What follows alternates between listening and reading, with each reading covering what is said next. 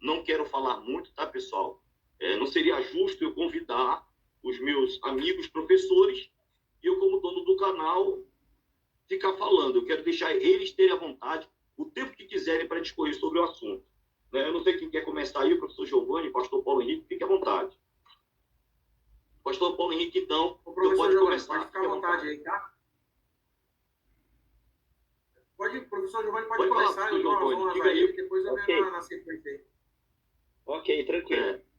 Então, a respeito, apesar que eu não sou, vamos dizer assim, de pronto modo, um especialista formado em cultura judaica, vamos dizer, tendo o mesmo conhecimento que certamente muitos professores têm, mas eu entendo que todo o estudante de hebraico, todo hebraísta, ele deve se debruçar também a procurar entender, né, e estudar a cultura judaica, uma vez que ela está vinculada, no caso, né, a própria língua hebraica.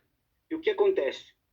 Eu quero iniciar aqui com as palavras de um hebraísta muito conhecido, que é o Bruce Walker, que ele diz, né, que todo o hebraísta, o estudante da língua hebraica, ele também tem que se voltar a conhecer de forma, ainda que não no seu todo, mas procurar sempre estar adentro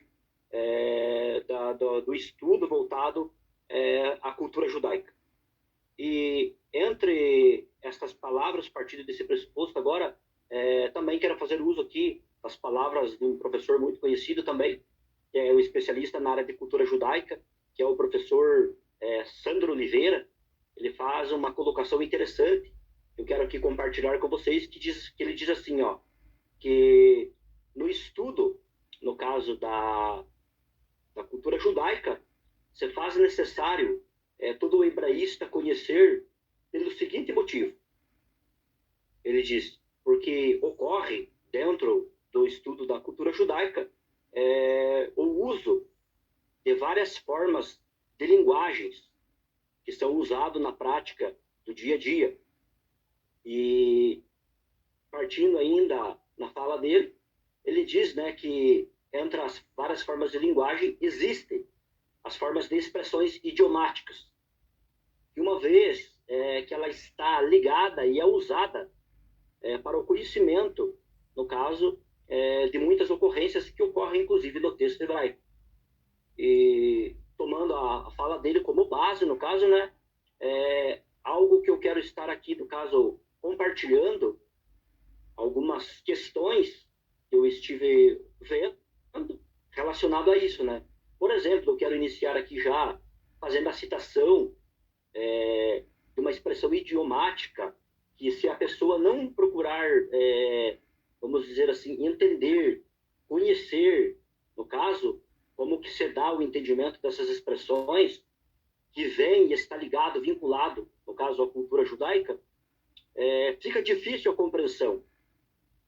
Por exemplo, em Gênesis capítulo 31 e o versículo 35, ocorre a expressão Derer Nashim, que numa tradução literal significa caminho das mulheres. É uma expressão idiomática essa. E só se pode entender, no caso desses tipos de expressões idiomáticas, uma vez que a pessoa procura ter um certo conhecimento deste uso comum dentro da cultura judaica. Numa tradução literal, como eu falei, essa expressão Derer Nashim, que ocorre em Gênesis 31 e 35, que significa caminho das mulheres, o seu significado quer dizer menstruação.